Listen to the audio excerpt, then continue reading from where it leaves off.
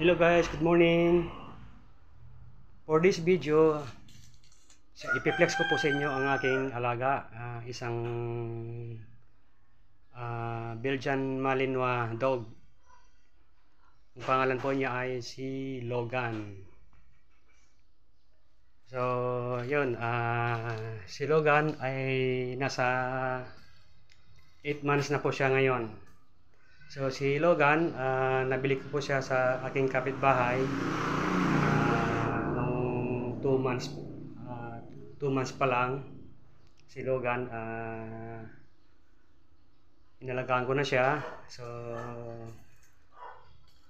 ngayon, si Logan ay nasa 8 months na po siya ngayon. Papakita ko sa inyo. Ito po siya.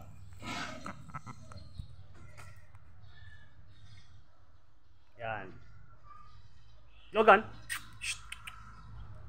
Si Logan. So ngayon si Logan ay nasa 8 months na po siya. Belgian Malinois male. So yan. Si Logan nung since 2 months ang pinapakain ko dog food sa kanya ay since 2 months po siya ay SDN dog food. So, ang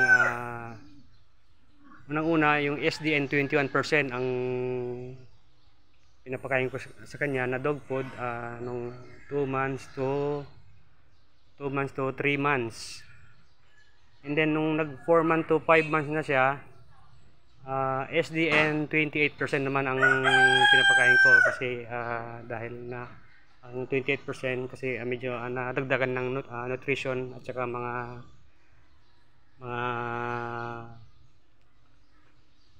additives na protein.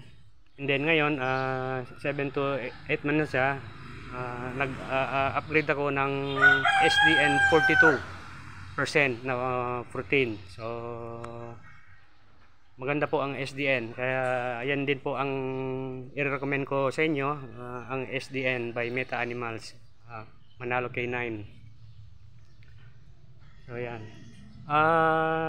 Si Logan ay doon ko kinuha sa model ng SDN na dog food dahil ang pangalan, ang model nila doon ay si Logan din ni Doc Abel. Kaya doon ko kinuha yung pangalan ni Logan. Kaya ginaya ko rin yung pangalan niya. So ito po siya. Tingnan niyo. Yan, ang model po ng SDN Super Dog Nutrition by Manalo K9 ni Doc Abel ay si Logan. Yan po yung aso niya. So yan, guys,